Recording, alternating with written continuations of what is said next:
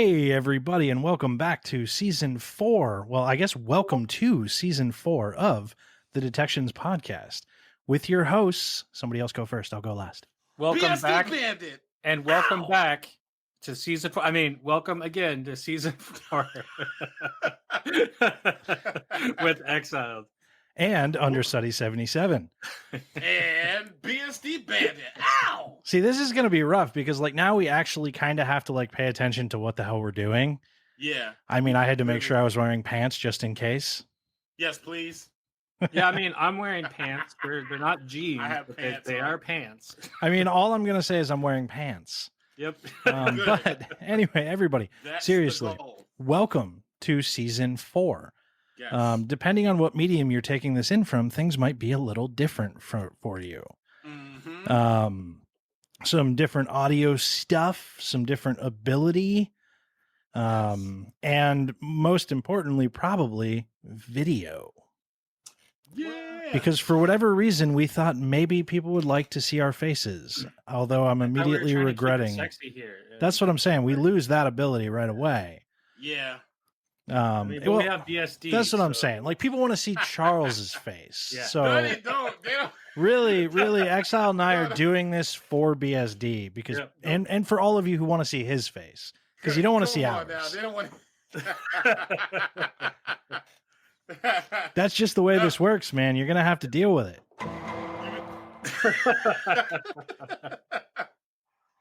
Pretty much, right? Yeah, that's how it works. People are here to see Charles. They are here to see all three of us. That's categorically untrue. We have an action-packed show tonight, basically really only talking about one thing because a lot of shit has been going on in the world. We leave 2020 and everybody, we're out of 2020. Hooray. Yay. We're out of 2020. Oh, 2021. Let's just, have a huge riot. And like a bite to the ear out of nowhere comes January 6th. Yeah, pretty much.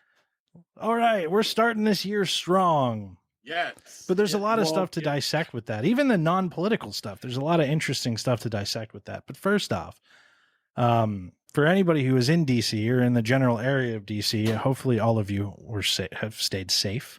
Yes. It's overall a kind of a terrifying day, and I think a very sad day for a lot of people. So yeah, it has. I genuinely hope everybody has stayed safe and their families have stayed safe and all those things. I don't have anywhere further to go on that. If anybody else wants to take the mic. Yeah, I mean, just if you just take the necessary precautions, even everything seems like it's died down, but you just want to just like I said, really pretty much what Understudy is saying, just be safe. Just go out when you really have to. If you do go out in groups. Don't go out by yourself, especially if it's at nighttime, because you just never know what could happen. So if you don't have to go out, try to avoid. But if you do, just make sure you go in groups. That's all.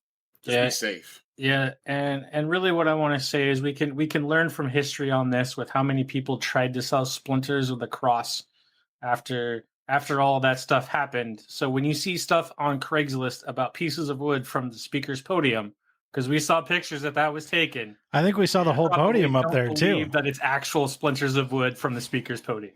I believe it. I mean, I want to know who would buy pieces of wood from the speaker's podium. What would you do with that? What do you do with it? Yeah, what do you do with a piece of wood from the speaker's podium? It's the same kind of thing why people bought pieces of wood from the cross where Jesus of Nazareth was hung. It's just simply a relic for them to put inside of a frame to say, I have a piece of this. I suppose. I'm pretty sure somebody bought pieces of the Berlin Wall somewhere. Probably, but even that to me is different than pieces of wood of the speaker's podium. That one I don't know that I'll get, but that's okay. I don't have to understand it. People buy all kinds of crazy shit, and I buy all kinds of crazy shit other people don't understand. So, Yeah. I have a collection of fine metal spinning tops, for fuck's sake.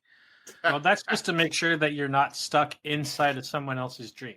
Well, that's also true. But, I could use any top for that. I don't need one made out of rare metals and Damascus and shit. But anyway, so let's talk about season 4 a little bit because some things have changed a bit.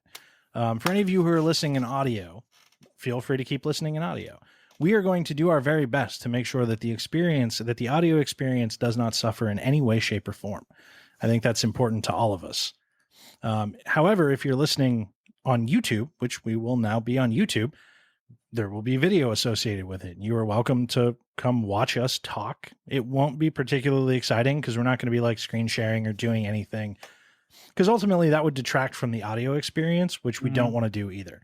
You're just But mostly what you get to see is like the stuff that we're drinking out pretty of. much How we decide to fidget with things at our desk around while we're waiting for our turn to talk. You'll see me vaping and going wacky waving, inflatable arm flailing, tube man, and shit like that. Picking up my cat to keep him from clawing on the chair. Or biting through yet another headphone cable. Or biting through another headphone cable. So you'll catch that kind of stuff. And you'll catch BSD being a little sales guy back here. See? Yeah, like pretty much. Right I'm kind of like the flight attendant right now while you're watching y'all two talk. Well, we're gonna see who's drinking out of what, and you know how they show like the seatbelt. Since you invoked yip yip. See. So, but again, none of that will take away from the audio experience. Exactly. And that is always going to be the hope, that we provide a very quality audio experience for everybody, with the addition of video for those of you who are interested in it and or prefer to consume your media in that way. I don't know why anyone would want to spend 45 minutes looking at our faces, but if that is something that you're interested in, it is now available to you, or will be. We're not shy. That's not true. I'm very shy. What are you talking about? I'm like very shy as I can't keep that. I'm not. I'm really not. I was about to say, play the thong dong. Should it be a yes instead? Yeah, that's better. We have some audio effects that I will hopefully be using sparingly before they get old and everybody's sick of them. Bust them out every once in a while. If anybody has any suggestions for really good ones, please let us know. That doesn't violate any sort of like DMCA takedown stuff. True. Yeah, we don't want to do that. We don't want that. No. So preferably free stuff that won't violate any takedowns for us. Other than that, I think, welcome to season 4. And I think we ended season 3 on such a cool fucking note. We really did. Like, I was super happy to have Cyber Reverend and Flannelsec on to do their thing and give them a chance to talk. And I know we've had some side conversations with them, and the ways that we've encouraged them to continue moving forward. I really hope they follow through on it. I agree. And if you haven't heard that episode, please go do it. We really wanted to share the mic. These are two wonderful, wonderful people. We were more than happy and so glad that they got to take over the podcast for an evening. We hope everybody enjoys it. It was super fun for us. I hope and think it was super fun for them. And hopefully we'll get to do another one in the future, because it was a really cool opportunity to get to do something like that. Yeah, the last plug I'm going to throw in for that is, between the two of them, you had one who'd been in the industry for a little while and another one that was new, had just come in. So you had the two very unique experiences with the way that they were talking through their topics. What you got, BSD? Well, no, what I was about to say too, I think we should make that our ritual at the end of each season, to share the mic. Oh, dude, that's a good idea. I like that. Yeah, like that. That ends the season. Like, hey, we pick two new folks. I'm like, hey, let's share the mic, and then that brings it into the new season. Dude, that's a super cool idea. I also love that we basically plan the podcast live while we're recording it. Like, by the way, like, we're just gonna do this thing now because we talked about it. So yeah, that's super cool, man. I like that idea. I think we should totally do that, and it gives us the opportunity. Only requirement that we'll have is that they be actual breathing humans. Yes, and not some sort of AI algorithm to come in for one of the voices. No. Sorry, no cats allowed. Yeah, that's not allowed as well. I know Blorpy was going to be sad hearing that. No, that's not true. He can come. He is enough of an AI that I would accept it. He's far enough along, man. He's reached consciousness, and I believe has a heart and soul. Therefore, I'll allow it. Yeah. Blorpy robot is a robot that passes the Turing test. Yeah. So, I mean, it's been a while since we all get to talk. Like, what's going on? I mean, we had Christmas or whatever holiday anybody celebrates. Like, all that was going on. Like, what's going on in everybody's world? Don't all speak at once. I was looking at cues. So, like for me, just like I spent most of the like Christmas holiday, of course, hanging out with my wife and awesome daughter. We had tea time, Minnie Mouse, and Bubble Guppies. So that was pretty much fun. You might hear in the background. I hear her in the background. Yeah. She's running around. Oh, trust me. If mine starts, you'll hear it because you know what we got my daughter for Christmas? An acoustic drum kit. Nice. Oh yeah. And she loves it, and it's so loud, and I love it because it's so loud. And I don't know, man. Everybody's like, "Oh my god, I can't believe you got your daughter a drum kit." And I'm like, "Well, why the fuck not? Like, why not? Yeah. Isn't that going to drive you nuts?" No, like she's exploring music. That's cool as shit to me. Exactly. Like, I seriously hope she goes down the punk route like that. Oh, she's totally a little punk rock kid, man. Like that's just the way she is. And like she'll come into my room and she'll have listened to like kids songs. She'll be like, "Daddy, I want to listen to your music now." Oh, look at that. Which is fantastic. Yeah. So we're looking for Understudy's album coming out this fall, 2021. Yeah. Understudy does ukulele badly. There you go. Because I have decided to start learning to play ukulele again and potentially guitar again. I think I'm going to focus on ukulele for a little while because I'm having more fun with it and it's easy to travel with. And it's just such a happy, fun sounding instrument. I learned some old video game theme songs and some cartoon theme songs on it already. Yeah, he was playing some earlier. Exile, what about you? Cool. So the holidays itself were me not visiting family because they decided to have large groups of people meet for the holidays. And I was like, nope, I'm not. That's we fair. live in different cities. I want to respect, like my dad's been having some health issues. I have my friends with the newborn twins who are still less than a year old. And I'm like, I don't want to put any of them at potential risk. So, just stayed away, kind of just worked through the holidays. But the weekend after Christmas, I went down and visited family. So it was just my sister, her family, my dad, and myself. And when shooting out that day, like took my AR, took my pistol out, actually put some rounds through them down the range, and that was fun. And that was like the outing that I needed to remind myself of some of the important stuff about being intentional with getting away and disconnecting from the technology, especially while we're still going to continue to be under like COVID lockdown stuff. Yeah. Yeah, for sure. I mean, I took this week off and I mean, I'm not doing anything, but I just wanted to not work for a week and just disconnect from my job for a while. And that actually gave us the opportunity to test new podcast platforms and for me to screw around with video editing and do all the stuff that we need to do to get to a point where we can make this like production ready on Sunday or on the day that you're listening to this. Live. Well, I mean, it's not live. It could be live. We have the possibility of doing live at some point. So it could be live someday. But until we get all the other shit sorted, we probably won't start doing live. That's the thought. But yeah, I mean, and it's been crazy, right? Like, you know, we talked a little bit about, as we go into like topical stuff, we talked a little bit about riots happening and then like everything went to hell. So like Trump has been banned from like 4 social media platforms, which is something I never thought I would see happen in my life. I thought they were just going to keep letting him do whatever he wanted, but it happened. And Parler, which is the free speech platform, which by the way, if I may, why is it that every platform that like touts itself as a free speech platform basically is there? I swear they're creating them as like a haven for like Nazis and white supremacists. Pretty much because that's the only way that they'll have free reign to talk about. That's what I'm saying. But like at this point in time, the only people who go to free speech platforms or the only time that like people only create free speech platforms for like that segment of the population. Yeah. Because they're being kicked off all the other platforms. Now, what you're talking about there with that, the others, I totally understand. Like, there's still, we have this mixed market economy. Like, there's still a private business. They get the option. But the Twitter one is interesting to me because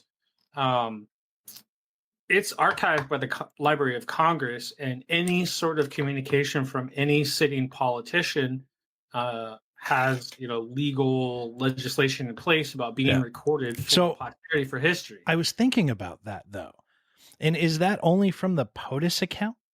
Because the POTUS account did not get banned, and presidents are arguably supposed to use the POTUS account. Mm-hmm. His personal account got banned, not the POTUS account. Well, I think does all his personal stuff go into the Library of Congress while they're sitting? I think it is. Yeah, like any communication from that person while they're sitting. I mean, that just means that there won't be any communications for this last 2 weeks. And I don't disagree with Twitter's decision. Like, it was the right decision. Yeah, I don't either. I'm just saying, like, that's an interesting, interesting precedent where we're now having a private company leveraging its rights as a private company that then intersects with legislation about sitting politicians and leaders of government. Mm-hmm. There's just already talk about like other negative shit and like bad stuff happening and further stuff on Inauguration Day that has to be taken into consideration too. So I don't blame any of these platforms. Mm-hmm. Not even a little bit. Yeah, it's just amazing that the platforms are like banding together as one force. Oh yeah. Yeah, they're like. Well, I mean, it's all their money, right? Like, if they don't do this stuff, they're going to start seeing people like they're going to start getting PR backlash on this. And there's one thing that I've learned about private companies: in the top 3 risks, PR is always one of them. Mm-hmm. Yep, pretty much. But as we continue down that trend and that thought process, a bunch of people stormed the Capitol building. I don't have a rough count of how many people were inside the Capitol building, but it brings up a really interesting conversation for us to have around the concept of threat modeling. And I think we can get to threat modeling after we talk about what happened, right? And I think we can include insider threat in this based on some of the videos about how the police reacted. Absolutely. Although... And... I don't know if police would be considered an insider threat in this particular situation, but based on how some of the senators and House members acted, maybe. Correct. I mean, yeah, right. That's another realm. And it's like whether the individual is an insider threat, the action of like opening a door or a gates to let people through. Yeah. That's just like what impact does that have? Yep. What does that look like? So it becomes interesting because arguably hundreds of people stormed into this building. And there was a quick, like, leave order, right? So, like, people got up from their desks and they left. Let's hit that first point. People got up from their desks and they evacuated immediately. Mm-hmm. What's the first thing that's going through your head when you're being told that your life might be in danger? Is it? And to set the scene a little bit more, these are people who, up until this point, have felt safe inside every single building they've ever existed in. So what is the first thing going through your head when someone says your life could be at risk right now? Is it, shit, I better lock my computer and make sure my filing cabinet's locked and put all these documents on my desk away? It's grab my purse, phone, briefcase that has all my important stuff, connection to family, and then GTFO, exit stage left, as if we're some old school cartoon. Exactly. So, like, that's the first thing anybody's doing in this situation. And that's the right thing to do in this situation. But... yeah, because we're having fight or flight responses at that exactly. point. But that presents some really interesting possibilities. So outside of the desecration and things like poop being smeared on the walls, which apparently happened, and, you know, people kicking their feet up on Pelosi's desk and all that stuff. Ripping Pelosi's nameplate off the front. Yeah. Exactly. Yeah. Outside of all of that, like the normal damage stuff, like... and I think Jake Williams talked about it and a couple other people have too. There's also a likelihood that basically any foreign intel or internal terrorists or any of that, there's data on those computers that are not locked. There's data in the files that are sitting on those desks. And I don't want to get into a whole big thing about like class versus non-class and all that stuff. But first, let's remember that the higher you go up in politics, the less the classified, unclassified thing really matters to you. Like, it's not like most of our senators are going to a SCIF to figure out any information at any given time. This is true. So, like, secondly, while it may be unclass, it doesn't make it not super duper sensitive information. Mm-hmm. Contents of email are super duper sensitive information, even if they're not technically classified and viewable only in a SCIF. Especially if it involves unclassified backroom deals that happens in politics to get bills passed. Exactly. Or other, like, what bills could be passed, what things people are thinking about, all that stuff. There's a lot of sensitivity to this data. And what we don't know, and what we have no idea of right now, is did any data make its way out the door? Well, and on that note, like you were starting to mention that some people have mentioned, is the talk about threat modeling. Like, what is the risk that nation state had intelligence officers inside the crowd that went in specifically to gather intelligence off of these computers, using the chaos of the mob as cover to do their job? And we are not here to answer that specific question for this group. Like, we are not here to say it happened or it did not happen. We don't know. I don't know the risk model that the Capitol building has, or the risk model that every individual senator or House member has. I don't know that. It's all hearsay. It's definitely a non-zero and seems like a reasonable threat model to consider. Correct. When we're thinking about this. Oh, and you know what I just thought about? The guy that had the water buffalo. He's now called the Q dude who shaman. said QAnon sent him? Yeah. The Q shaman. Yeah. I'm sorry. I was thinking about the Flintstones. I'm terrible. The water buffalo lodge. That's what I was thinking about. But he could be used in my case as obfuscation, because in the beginning, when he first entered the network, nobody knew who he was, and of course, days later, I'll say, like, threat intel folks, threat hunters, eventually de-obfuscated the particular payload and figured out where he's located and what was done inside the network. Per se. And I would guess that we have essentially two possibilities here, maybe three. We have political hackers or political terrorists. They are. Who would take this information and release it, and then let the fallout be what the fallout will be, WikiLeaks style, that whole kind of situation. Julian! Then you have like international espionage, which, XL, to your point, is absolutely not necessarily off the table, right? We're never necessarily going to know that they have that information. Yeah. Right. Yeah. And it's going to be shared with other foreign powers or whatever foreign power brought them in, and so on and so forth. Yeah, and we don't know if it's like a 5% possibility or a 35% possibility. It's just a non-zero. There's a lot we don't know. It's just an interesting thing to talk about. And this is actually something like that you can translate into your own business as well, which is kind of why we're talking about it. Yep. And then I think the third one in this case, if I break it down, is going to be financial. Blackmail, extortion. Can I sell this data to the highest bidder? There's going to be, financial attacks, which basically break down your three groups, right? Political, cyber espionage, money, power, and well, and the only one we're missing is sex. How could it be leveraged to? Sure, but of the three, it fits in the two realms of money and power for general motivation. Yeah. Yes, or not even necessarily power, but like that concept of truth or whatever. The will to know. The WikiLeaks kind of situation, which I don't necessarily know is for Julian, absolutely falls into money and power, but for the people I think who are stealing the information, not so much, right? Yeah. That's a misguided sense of moral judgment, I suppose. And some people just would probably be the right way to put it. That's correct. And some people just like clout.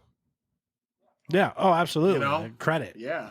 And that's where the power comes back in, right? Yeah. The personal... If you're getting credit for it, you get power. So what is the Capitol building going to have to do? And this is all going to be wild fucking theoretical everything, right? Like, what are we some gonna of do? It isn't theoretical because the president-elect has already put out a statement about a response. Oh, let's talk about that, because I didn't see it. So Biden said that he doesn't have an appetite to seek impeachment or the 25th Amendment to get Trump out of office before his inauguration day, but that his administration's response is going to be to have even more stringent laws and policies around anti-terrorism, and I don't remember the exact wording, but it was like more stringent laws around dealing with protests, riots, and anti-terrorism stuff, counter-terrorism. What is that going to do from a data protection perspective? Was there anything in there about that? I don't think it would be data protection, but that it would actually open the doors more for privacy invasion of protesters. Well, I mean, that basically always happens. Like, we have an act of terrorism and we lose privacy rights. Like, we're square back to 2011 and prior, right? Mm-hmm. Like, again, 1984 is a story of warning, not a and it'll absolutely be an outcome. But I'm very interested in what they're going to do from a like privacy response. How do they find out if anything was taken? How do they find out what was taken? And how do they find out who potentially took it? We can go back to our SOC days and ask the first question. What was in place before the event went down?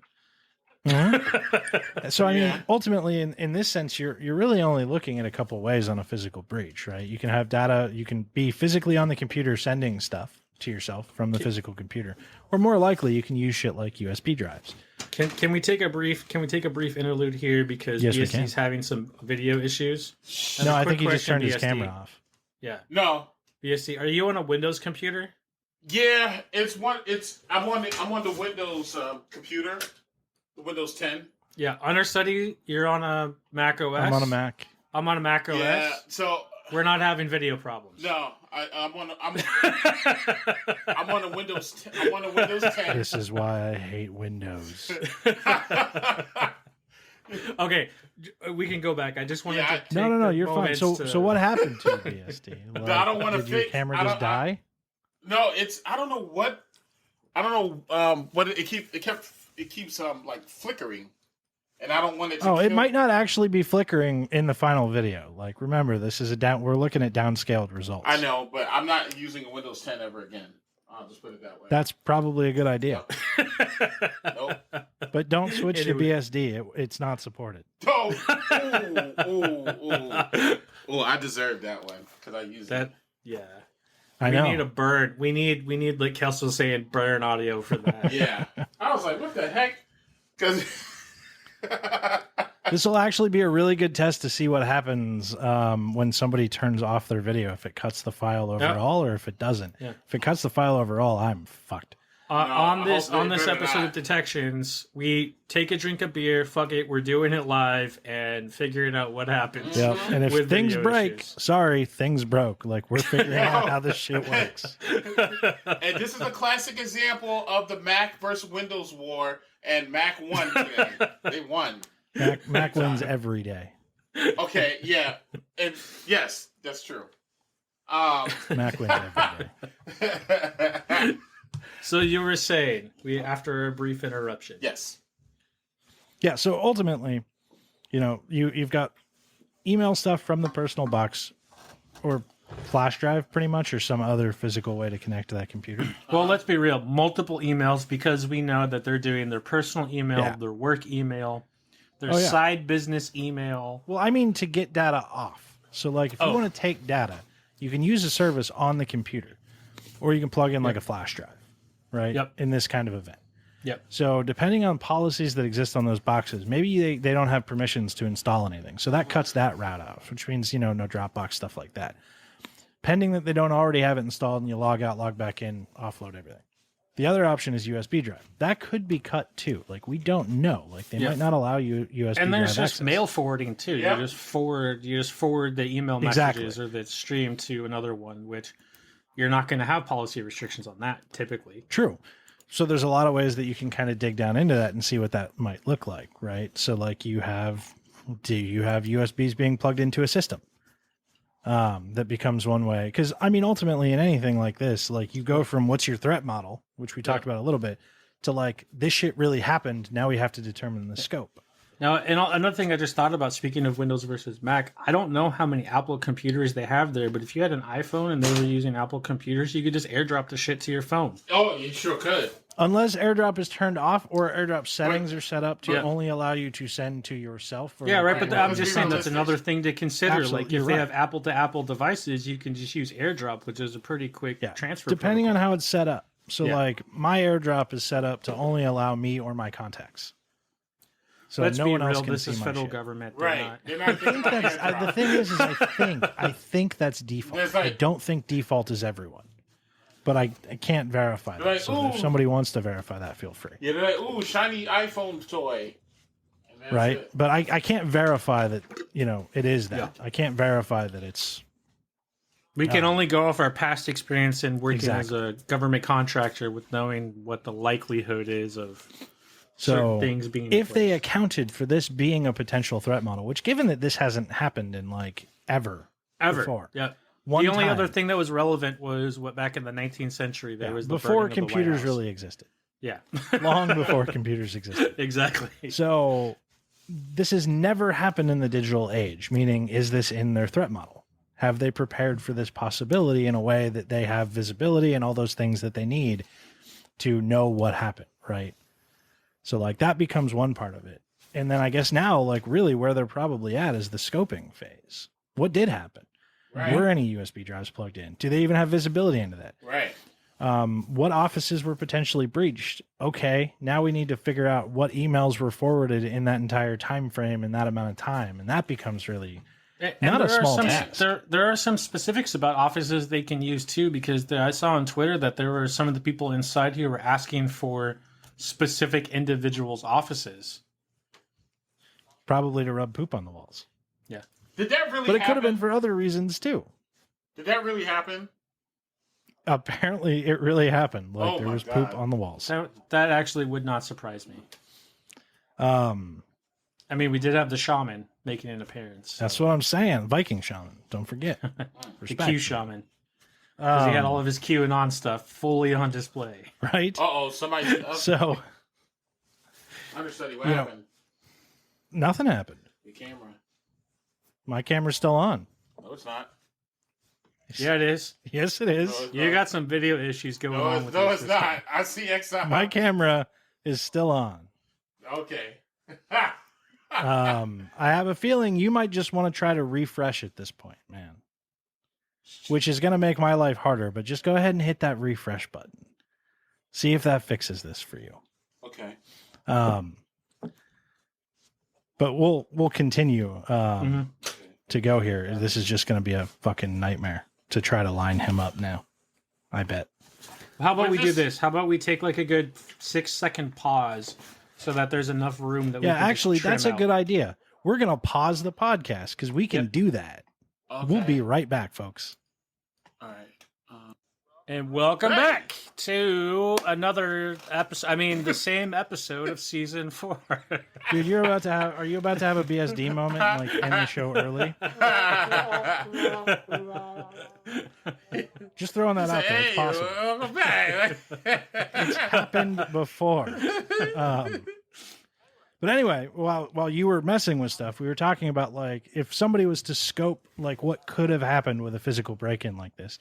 And I'd really like to get your take. We talked about flash drives, we talked about email forwards, we talked about that kind of stuff. But like in your experience as a attacker, what would you be looking for if somebody physically broke in? Like, what would you be trying to take off? What would you be trying to do? Like, how would you go about like figuring out if something bad happened? Oh yeah, we didn't even touch on the physical intelligence yet. Right. We have not. We have only touched on the digital so right. far. And in this case, I mean, trying to fish is like, in this case, I wouldn't even try to fish. I mean, I would really go after the physical in this case. Because of the nature of the emergency, the nature of what has happened, I would definitely most wholeheartedly keep it 100% physical in this case. So you'd be hitting like physical documents on somebody's desk rather than their unlocked computers. Exactly. Because here's the thing. You could just easily snatch up the physical documents and figure all that stuff out later. It might take you a little bit more time to, okay, let me type this in. Okay, what if it is locked? What if a document is encrypted? It takes more time. When you have all the physical stuff right there, you can just easily go click and you can keep going. And then you can sort all the paperwork and all the goodies that you got out later. It's no different than when hackers did the whole dumpster diving scene. They always grabbed what they needed to grab, and then they got up out of there because they were on a time limit because they didn't want to get caught by police. Not saying that I've done that. Just saying, I had to put that disclaimer out there because it was sounding real like he's done it.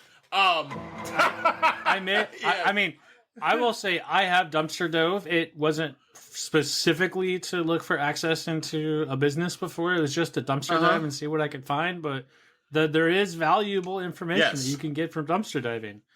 Yes. So that's how I would attack in this situation. That would be the only attack route that's relevant because I'm pressed for time. And to think about it too, like if we think about, but I mean, we're talking about hours of access here. Yeah, right? It doesn't matter. Really You could go back. Yeah, you could go back and do the digital stuff. But like on the physical, what I was thinking about here is if we look at generally how most of our elected officials present of having as far as a technology IQ, right? Not knowing how to use computers. Yeah, they don't really know how to use well. computers. And when people who don't really feel comfortable using modern technology, what is one of the first things they do? They write down their passwords and put it on a physical thing right around them. Right. And so you could just easily grab their account information and bust out of there and deal with that later. Well, there you go. We actually didn't talk about that. Like password resets are probably going to have to be a must across the motherfucking board after this. But, yeah, if you work in any, like if anyone had access, like whoever had legit access to that building, it should just be every single employee has a full-on password reset right now. Like your password is blown away and you're resetting it up. Here's the thing. As I'm getting, like say if I got a password, right? The first thing I'm going to do, I'm going to go create myself an account because I know it's a short window before that password does actually get changed. So I'm going to create myself a backdoor account. But also real quick on the same note, like of these people, how many of them are likely to use a similar password on non-governmental control? Oh, probably several. Many. So like you have that risk to account for as well. And so the reason why we're digging into this, and this is all fucking wild speculation, right? But like think about this like a breach because that's what it was. It was a breach. Yeah. And thinking about this from a breach perspective about like what way would you approach this problem? Like, you know, what do you have? What can you look for and how would you approach this problem? It includes things like thinking like an attacker. Thinking what they would do. It includes things like looking at what data you have to see if you see anything that looks out of place. This is a really interesting thought experiment, just sheerly, I think, because of the scope of it. You're talking almost uninhibited access to a location. And even though this was like a physical breach to a governmental facility, the process and the mindset behind it shows just how close the intelligence community is to information security with how we approach dealing with these situations. Yeah, it doesn't change. Physical breaches, and when we get to the digital side, we're talking about unlocked workstations. Right. So like, you know, it doesn't change just because it was only a physical breach. Like there's probably a digital breach here too. And I think, you know, the reason to dissect it ultimately tonight was because it's such a good thought experiment for any of you who want to do this kind of work, especially like people who want to do IR, to think about how you would respond if you were called into something like this, you know? And then how would you find the evidence of what you think what you proposed was the situation? What would you hypothesize? How would you look to prove or disprove that hypothesis? And then what would you do with the outcome of that? And then lastly, what things would you suggest to clean up and limit overall risk? And I think something else we can dig into with this too is one of the things that I know we all deal with is in situations like this, people want to talk about the advanced tactics and the advanced attacks and doing this. Like, what if they ran fileless malware from a USB on these systems while they were unlocked or opened a backdoor to it's like the likelihood of that, while non-zero, is significantly smaller than just doing a smash and grab on physical stuff. And that being said, your risk model may still say you have to wipe every one of those boxes. You will. Like that could be within your risk model, and that's an acceptable thing to have within your risk model at a breach of this scale and potential sensitivity. I would probably think about the same thing. But at the same time, you also have to think about, okay, like email accounts and any of our cloud stuff and all that stuff that exists out there. What does that look like? And how is that going to work? Like that all has to come into play here too. And then what are you going to do about it? And I mean, we're probably getting to a point where we should move into the attack with BSD. But I mean, closing comments on this, because we could go on this for fucking hours. Yeah. But Just a real quick comment that I was going to make that has absolutely nothing to do with the topic, but the platform. Yeah. Something that I miss on the old platform that's not on the new platform is a timer for how long we've been talking. I have a timer. He has a timer. But it resets whenever I restart the recording. Okay. And I don't know if you can see it in the participants. No, it can't. Or No. not. I can. So whoever's hosting sees Everything. the time, but it's reset itself now. Mm-hmm. I think because of the whole video. We started a new recording essentially. We can talk about that later, but I just wanted to make the comment. Yeah, while absolutely. I was thinking about it. All right, so BSD, what do you have for us this week? Well, as far as okay, now this attack that I have for you, and this is like amazing, and I retweeted it actually, and it really got my attention. So apparently, we have someone that was able to literally get the SMB protocol to run efficiently inside of a web browser using WebAssembly. Like literally like a SMB share. So now that that's been proven that you can actually run that in the actual browser, you know what's coming next. Attackers are going to try to figure out ways to run, like, say, maybe Kerber roasting in WebAssembly. Try to stuff as much as they can with the limited amount of memory that a browser uses into a browser. So they're going to pretty much use that browser as their, you could say, like, mini Docker space, in a way.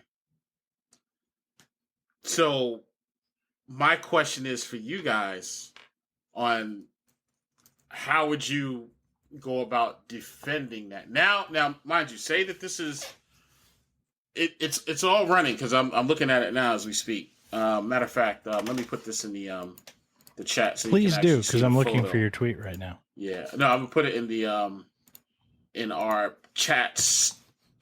This is the actual. Oh, what am I doing? This is the actual photo right here. This is what it looks like. It's Skellsec is the Twitter account that actually Skellsec. Let me grab that. He's the one that actually said it took him 2 years to write it, and just do it working on that full time. 2 years. So yeah, this is a really interesting one. Yeah, so my question to you guys, what detection would you put in place if an attacker was just to use only the browser from what you see right here? What detection would you have in place to kind of defend against? Not really defend against it. Dude, you can't drop this shit on me without giving me some chance to think about it. Like, yeah, this is last minute. No, I do have an idea. I would love to just. No. This is a good one. Yeah, and we might have to readdress this one later when we both had more time to think. That's why I wanted to see. I wanted you to see the picture because that way you can kind of get the get your thought process. So, I mean, ultimately, the browser is launching network connections over SMB. Yes. And accessing something. The only thing that I can think of to grab that or to even look at something like that is going to be looking at SMB connections paired by their child process. So looking at browser as child process and looking at SMB as network traffic. That's the only thought that I have for grabbing something like that. So I'm looking at this picture. Yes. I'm looking at this picture, and so it's doing SMB after the HTTP data. That's what. Am I seeing that correctly? Well, it's doing it right from the DOM. Yeah, but I'm thinking about like how it actually is laid out in the packet, right? So it's going to be in the payload section of the packet. We're past all the headers. You know how like with DNS tunneling, Right. the secondary protocols in the payload of the or in the response or request body of the DNS. Right. Oh yeah, And I'm trying to figure out where in the packet the SMB stuff data is set, because just looking at this, like you could use the same sort of detections for SMB. You're just dealing with it later in the packet payload than you normally would be. Which, if you stick it through an IDS or something, you're gonna still see, because if you're doing packet deconstruction in any way, shape, or form. But and there's probably some specific stuff, and this is just a snippet of the overall thing, but there's probably some specific IDS search SIGs that you could write off of something like this as well. And specifically how it calls. No, I'm still laughing at Exile. I said, you're not going to just drop this shit on. Hey, man, just got to keep it real. Oh, my goodness. We've been so preoccupied with testing the platform that we forgot to talk about our content. Absolutely. Yes. No, but I'm looking here. I'm looking at the follow-up response. Full working SMB protocol implementation in WebAssembly, which makes me think we can still use all the same previous SMB stuff. You just change where it starts looking for those patterns of behavior. And he brought what shocked, not shocked me, but I was blown. Everybody was blown. A lot of people were blown away by this, and the fact that, like, dude, you wrote it in WebAssembly. It's a pure WebAssembly. Yeah, well, I mean, like, from a theoretical standpoint, Yes. I'm going to say I'm not too surprised, because the way we use web communication now partly is like a wrapper for other protocols as is. Yes. It's more like it's moved, even though it like exists in the application layer, partly functions like a transport protocol for other pieces of information. So, yeah. Like from a theoretical standpoint, like if we unpack that, if we think about using WebAssembly and web traffic as a transport protocol for other information, now that someone's done it with SMB, what other protocols can we rebuild in WebAssembly for transport? What about FTP? Well, not FTP, but SCP maybe. Maybe I don't know. It's so many. I mean, we're just moving towards a fully browser everything. Yeah, or just a full blown web server. Like how, like, you know, have like you, if you want to set up a quick web server with like just a Python one liner, that could be something too. That could be just run right in the browser. So there, I think we actually gave a couple possibilities there. Yeah. Even at the drop of a pin notification. So with that, I suppose it's about time to take us out. Yes, I think it is. Before I bring us out, do either of you two have any parting words for our listeners and fellow citizens that still maintain somewhat of their sanity? Just stay safe out there, everybody. That's really what I'm concerned about at this point. I'm just gonna say, and just to piggyback off what Understudy is saying, stay safe. For God's sakes, check on each other. Let people know that you care. Let them know that they are not alone. Let them know that we are a village. We are all in this together. We're all in the same circumference. But I want to be a town, not a village. Okay, you know what? Forget that. I just want to be a galaxy. How about that? We're a galaxy. That's a little bit too big for me. I don't like social groups that large. I mean, but a galaxy does fit on like a cat's collar. Yes. So. Can we? Yeah. I also suppose that in a galaxy, I could get away from people pretty quickly. There's a lot of space. Yeah. I'm thinking in social distance terms here. That's why I said a galaxy. Yeah, we could all be a planet away. Yes. There you go. You have to be a universal way to behave ourselves. But it'll be hard to look out for each other if we're all a planet away. That's right. So this is why we use the lines of communication that we do have, which is a phone or we Discord, have trans-galaxy communication or chat. You know, you can chat. You know, you can invite a couple of your friends to maybe like a DPS Discord. I'm sad you didn't bite. I asked if we had trans-galactic communication. Do we? the ability to speak between planets. Not But yet. it's only point-to-point, like, line of sight. Somebody's gonna Point-to-point line of sight and very Yeah. slow. but somebody's gonna write it in WebAssembly and it's gonna be okay.